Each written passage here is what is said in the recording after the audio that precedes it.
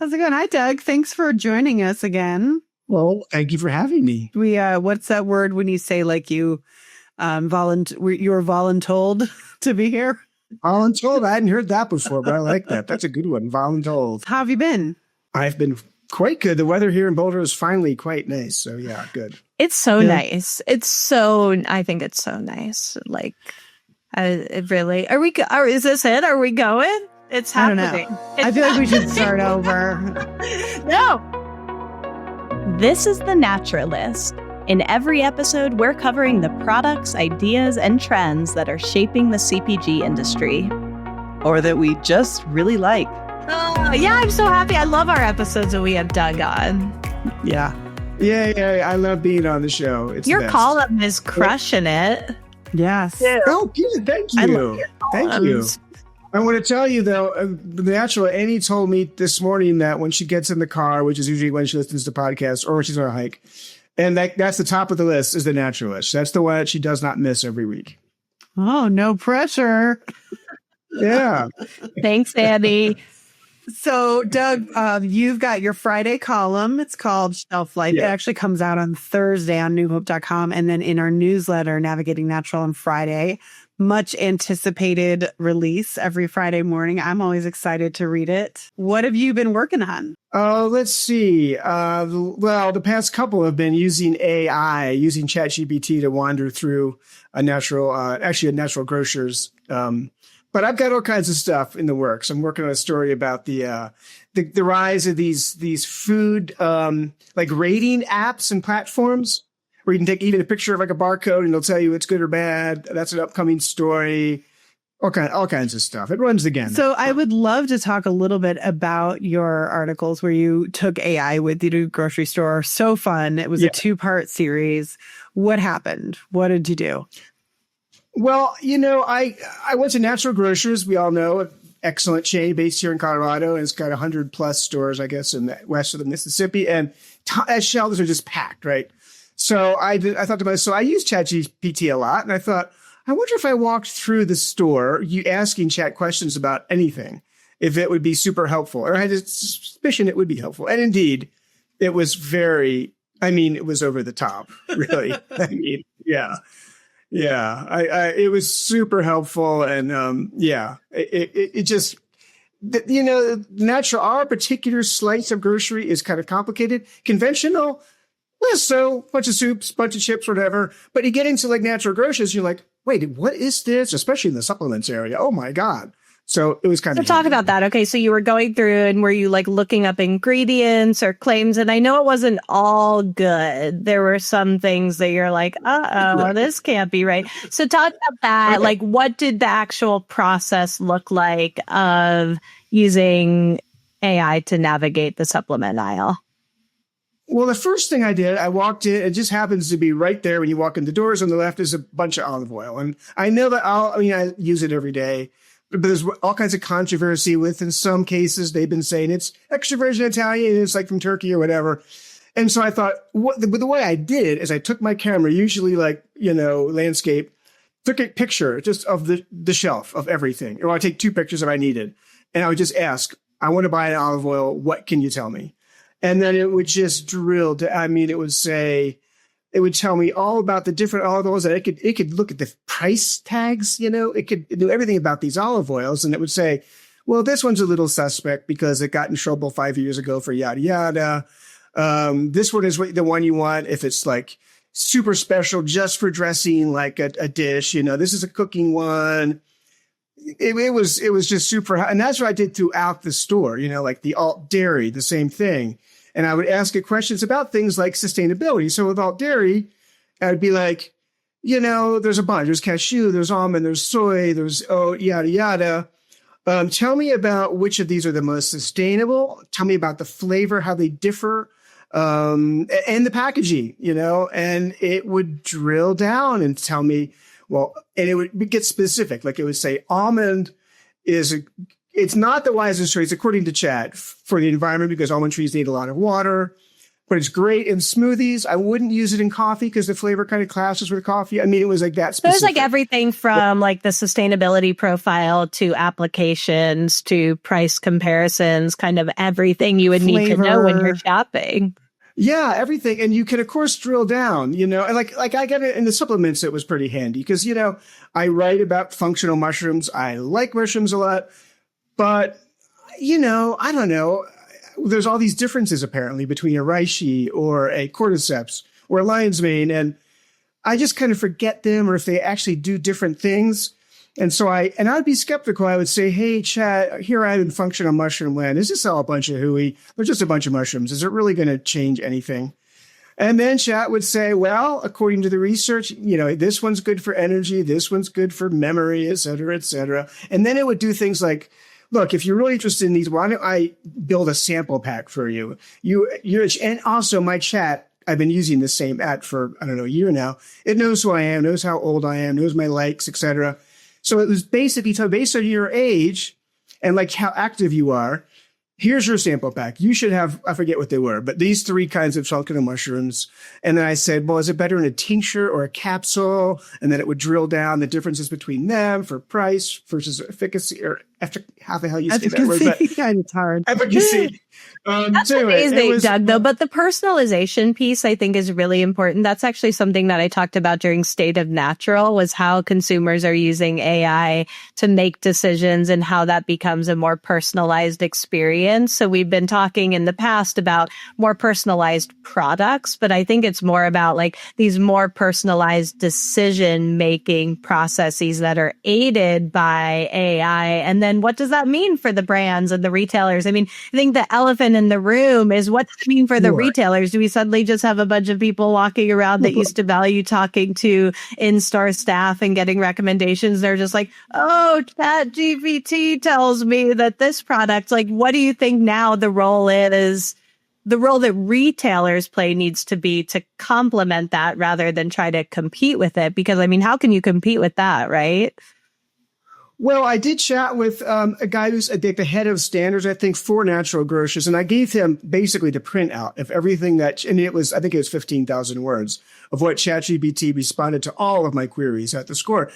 And he said, look, this is a helpful tool. This is a great starting point. Come into our store, and this is helpful. However, the associate found a lot of problems. I mean, you can go down there was something with resveratrol, and I forget specifically what it was, but chat said, well, you should maybe make sure you don't use pepper with this, whatever it was.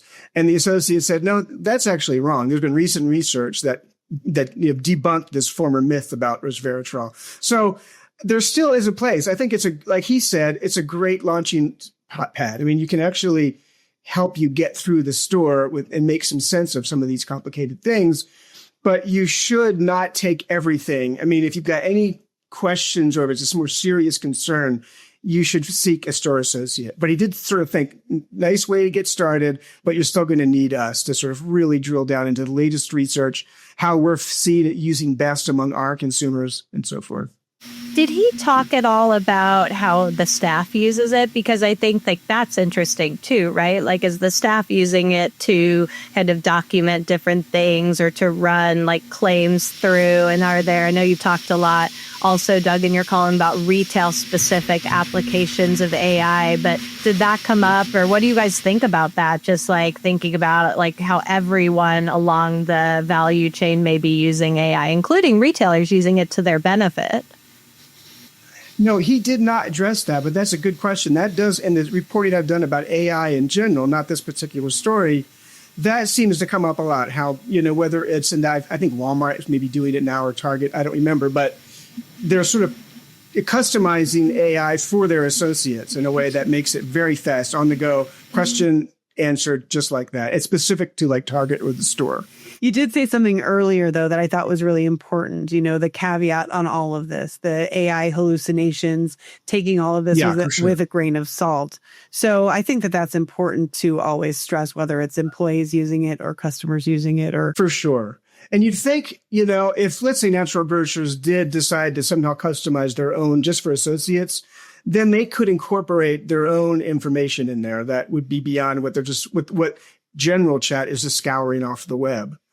But one thing that did strike me is when I went through this, you know, and this really matters to brands. I mean, this chat would really go in, like, let's just say alt milk. And there's a lot of different brands and a lot of different kinds, whether it's oat or whatever. And it would talk about in general, oat's better for this, almond's better for that. But then it would drill down into the individual brands and it would tell me, I wouldn't get that one. This one's better because of X, Y, and Z. And it did it at every single instance. It would pick brands for me. And that's got to matter for brands because as more and more people use this, if they really depend on it, like I would have just listened to the chatbot and not bought this stuff. I just would have bought this stuff instead to buy, which that's got to matter to brands. But what scares me about that is I'm just envisioning a future where all of a sudden brands are paying like they do in search engines to come to the top of the AI recommendations. Right. What's to stop that from being the next step in this? This just kind of worries me. I don't think they can.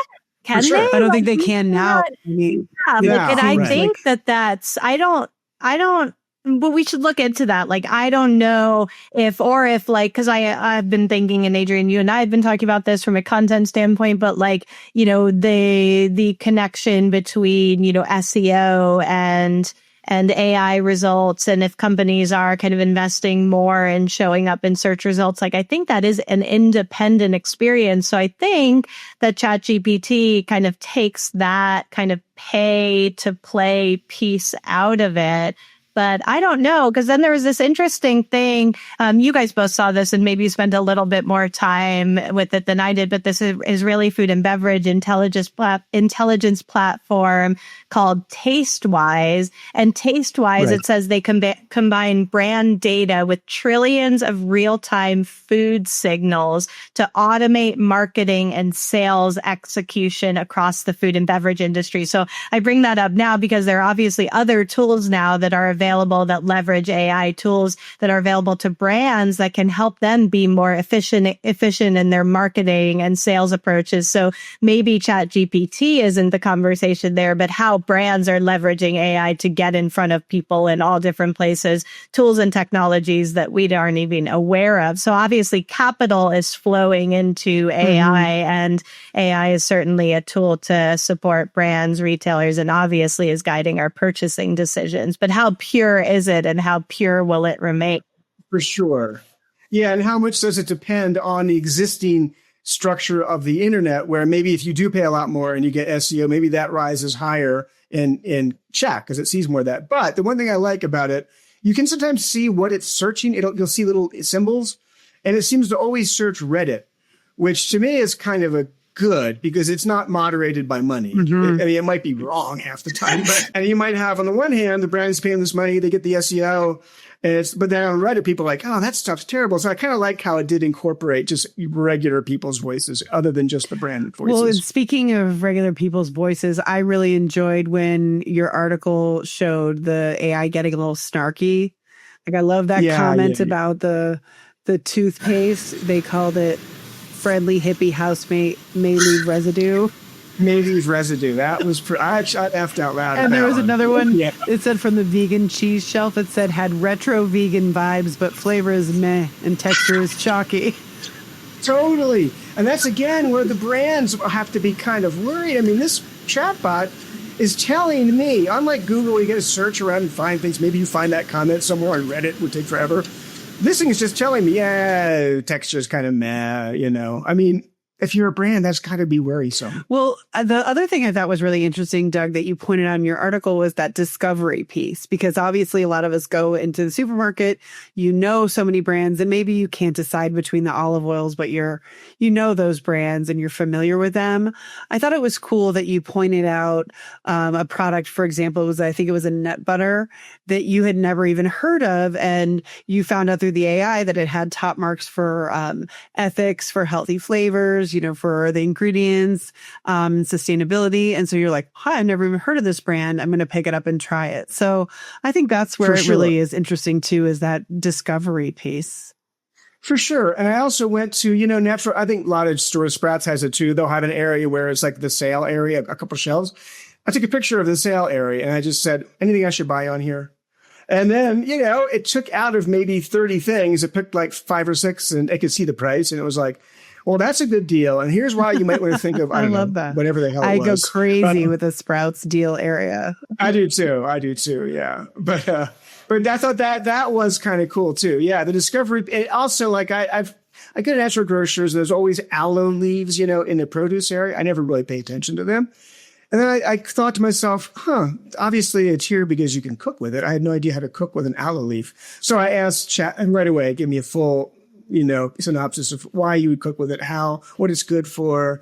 And then also there was like white sweet potatoes and purple ones. And I asked, is there a difference? Sure enough, here's the difference. Here's how to cook differently. And here's dishes that are probably better suited for either. So kind of amazing. I love that as a takeaway, though, that some of these like underused or unfamiliar ingredients or products could actually pick up some traction because now, like, I think AI helps demystify a lot of that. It's so much easier to understand how to use them or what they do. So when you look at it through that lens, I think it actually creates a really great opportunity for some brands and some retailers to kind of help customers. And the fact of the matter is, like, it's limited, right? Like staff resources and in-store education. There's only so much that the retailer can do. So how do you kind of align and say like, oh, these tools are super helpful in getting consumers more familiar and educated on things that we have in our store. So that process is really interesting to me, Doug, of like, wait, I would have never known how to use an aloe leaf. And now suddenly, like, I do just with that one click. So it's fun. Ellen was just begging to buy aloe leaves the other day in Whole Foods. And I was like, I'm not going to buy that. What do we do with that?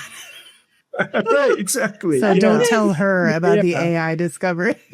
But with all this said, like, I personally feel like shopping is a really like fun experience to interact with people. Like, I love this, like, whether it's like you're just kind of looking around, you're seeing what people are buying, you're talking to the staff, and especially depending on the type of retailer that you're in. There's certainly some where like I'm in and out, I know what I'm getting. But if it's your local co-op or your natural retail store, like, it is a very kind of community driven experience. And I was actually talking about that this morning. We did a Newtopia Now webinar, and people always ask like, what's so special, what's different about Newtopia Now? And I, have a lot of attributes of the show that I talk about. But one of the things that's harder to define is just like, it's very human. And our shows, Expo West is as well, but Newtopia Now like makes that connection so natural, so organic. It's like in a world where we are using technology and AI all the time to make decisions or, for even discovery, like truly being there in person, connecting with each other in a curated environment, like that is just so special. And there's nothing that can replace that. And I think about that about some shopping experiences too. Yeah, I'm glad you said that because it is true when you think about the grocery store. It's kind of one of those last frontiers where people aren't just staring at their phones. You want to have your hands free and being able to pick things up and touch them and look at them. And so, I'm glad you brought that up. Maybe we need to. Yeah, me too. But, I will say one thing. I would, especially in our grocery stores, you don't need as much in conventional. Again, what do I need to know about these chips? But in ours, there's a lot more ingredients that are new and maybe you hadn't heard of them. And in the past, I would still use my phone. I would just stand there in the middle of an aisle Googling and waiting for it and, trying to read through everything. This, I think in A, it's faster, so you can sort of you can get off it faster. And B, I think it also might empower, especially in a store like Natural Grocers, and there's many others that have really strong store associates, where you might be able to ask better questions of the associate. Instead of basically, what is this? Then you can actually, you drill down a little bit and you say, I read X, Y, and Z about it. What do you think? I think that makes for a better exchange with associates and guests. I like that more informed shopper. Did I tell you guys this is not related to the shopping experience, but related to ChatGPT knowing me a little too well the moment when it started calling me Jess? Did I tell you? No. All of a sudden, it's like, blah, blah, blah. You're doing all the right things, Jess. Like some sort of words of affirmation. I'm like, Jess? where the heck did this come from? So I asked it. I was like, why did you suddenly start calling me Jess? Like, you don't know that people call me Jess. What is this? And it like gave me this description like, well, Jess, it just seems like you have that type of vibe. It's like a down to, it just had this whole explanation. I'm like, oh man, this is interesting. Yeah. But look at it, to your point, Doug, as a collaborator in decision making and educating yourself on things, and it can kind of make the whole experience more informed, right? It's all fun and games till robots take over the world. That's true. Robots take over, yeah. And knew all about you, Jess. Oh, yeah. It really did.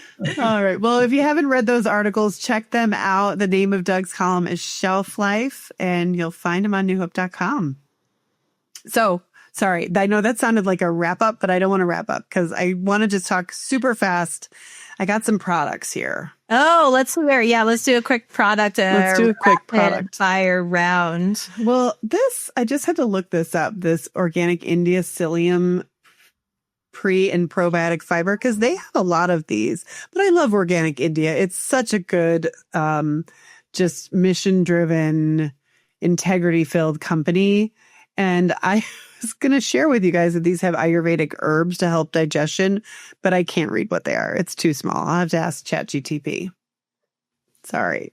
You know what? It's kind of fun is the products I have today are super kind of basic pantry products. That's what I kind of like about innovation sometimes in the plain old pantry.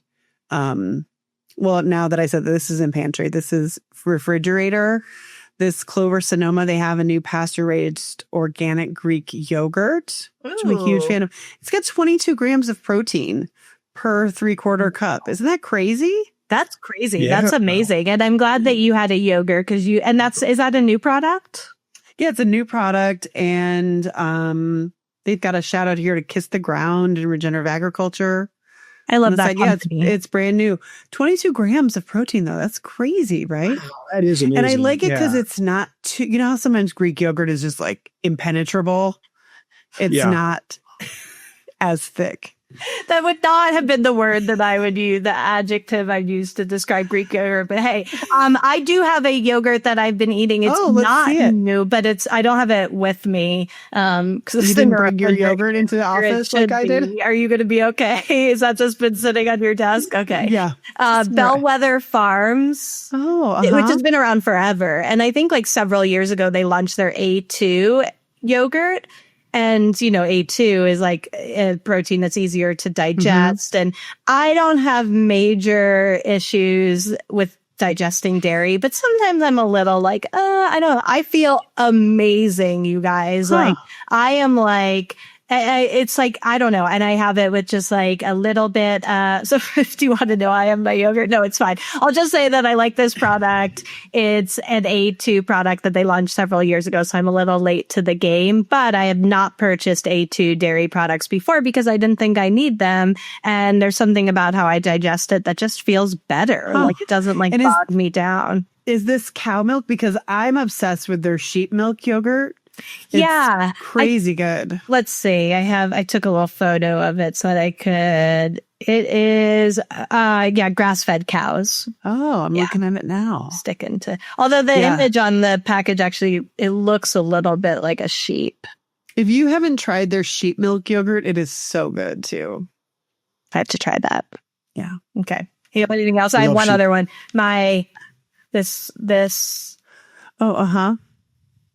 Ultima 6 essential electrolytes. As you guys know, I'm just obsessed with finding the best electrolytes. So that is what is in this very large mug, right? Wow. Well, I wish I had a large mug right now of this iced tea from Republic of Tea, which is ROC certified. So it's regenerative. I think it's very cool. Just black tea, not sweetened. I feel like we're doing like an infomercial here. And it comes with Ginsu knives. But actually, I wanted to show you guys the funniest one I had. This one is they're corn straws. Okay. So they're straws made out of corn, which the package is open because Ellen's been eating them. No, she's been using them. But I can't quite figure it out. So they're bio-based certified. Supposedly they dissolve and they're really weird. They're like a pasta noodle. Hey, did you hear that? Oh, it is edible. I'm not going to eat it. Yeah. But Okay. Well, Does it taste strawberry or does it taste corny? that's what or I both? can't figure out is why would you make a flavored straw? Like if I'm going to put a Right. straw in my drink, I just wouldn't want it to taste like anything. I'm not gonna lie. I'm not mad at a flavored straw. Like, why not? If it's gonna be like, I don't see how you could not like a flavored straw. Actually, like, oh, this straw's also gonna be delicious. It's Yeah, but what if brilliant. you're having like, I don't know, something that strawberry doesn't go with? I don't know, like what? It's a beverage, so it's not going to be like, Yeah. you know. Challenge you to think of one Strawberry beverage that would not benefit from a little bit of strawberry. Oh, Right. a I white can't- Russian. No, I still think it would. That actually sounds kind of good. A white Russian with a little strawberry. Oh my yeah. gosh. Well, these are made from cornstarch and enzymes. They've got sort of it like BPI free. They have some other certification. Oh, Aquarium of the Pacific. I don't know. But the only thing I'm going to say, just if the brand is listening, I'd love a little more info on the corn because it does not say that it's non-GMO. So Yes, that's my only question. But I'm going to let finally you all. we agree on something here. I would like to know. I thought you might Tell want me. to see a demonstration. And it doesn't, the What I biodegradable use straws that like just sort of like your Yeah. mouth. Would you yeah. rather it taste like cardboard? Exactly. Yeah.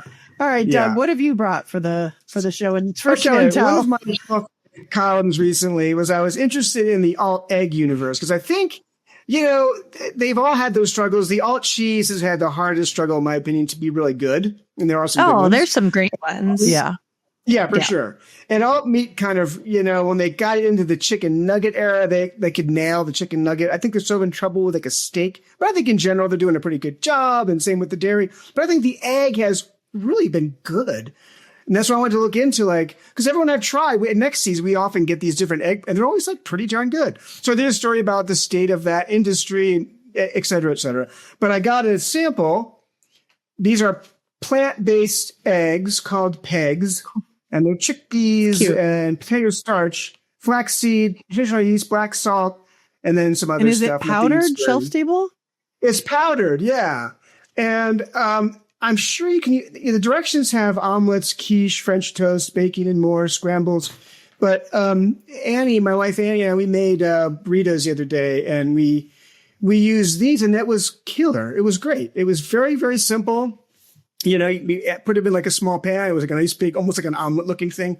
Put it in a burrito. You just and mix it with tastes water? eggy. Yeah, it's like 1-to-1 water to powder. It's that simple. And you put in a tiny bit of oil. It takes about 5 minutes to sort of cook it. And it was yummy. The only hesitation, I used another technology. There's one called Yuka I have on my phone, Yuka, which is an app where you can you scan the barcode. It tells you how healthy it is.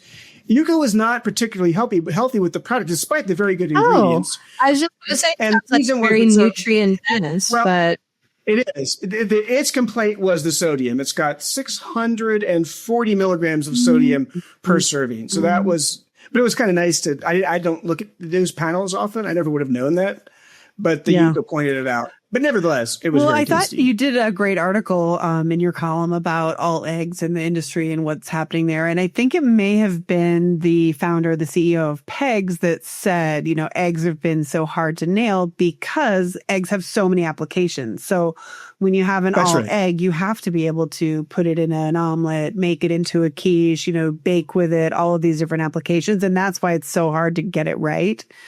That's right. I think it has worked for me in the past in terms of individual, like when we get those, the hard boiled company. Wonder Egg. Wonder Egg. They do a great job.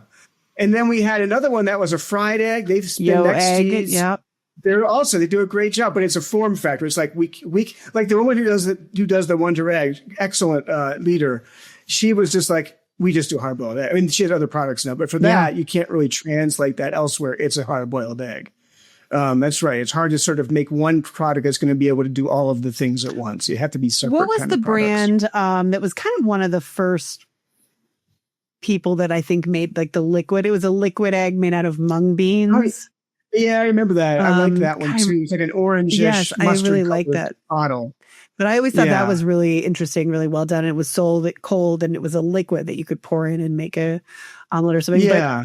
But again, finding the ability to craft something that has all of those applications got to be a challenge for sure. And on the liquid side, that particular, I'm not sure if that's the company I'm thinking. I know that had the mustard label, but there was one of the guys in my story at Liquid, and he said the problem with them in the past was a very, very short shelf life, like 7 days. So I remember buying that and being like, oh, I made an egg. And then a week later, it was gone. Yeah. It was off. And their innovation took them like 6 months of work. And I think they have maybe 7 months of shelf stability or something like that after it's open. So cool. Yeah. I want to try that. I might come by your house later. That's cool. Yeah. Well, if you have products that you would like us to try on the Naturalist, we might do that. And we also will be trying a lot of other products that you haven't reached out to us about. All my products. We'll just go get some stuff out of the fridge right now. Yes. Got an old beet. Well, this was so fun, Doug. Thank you. Yeah. Pleasure. As always. Oh, Jess. Can I call you Jess? Like your friend ChatGPT? Oh, yeah, can I call you like Jess? My friend ChatGPT. Yeah. In my inner circle called. That's calling you Jess. I mean, wow. All right. Rate and subscribe. See ya.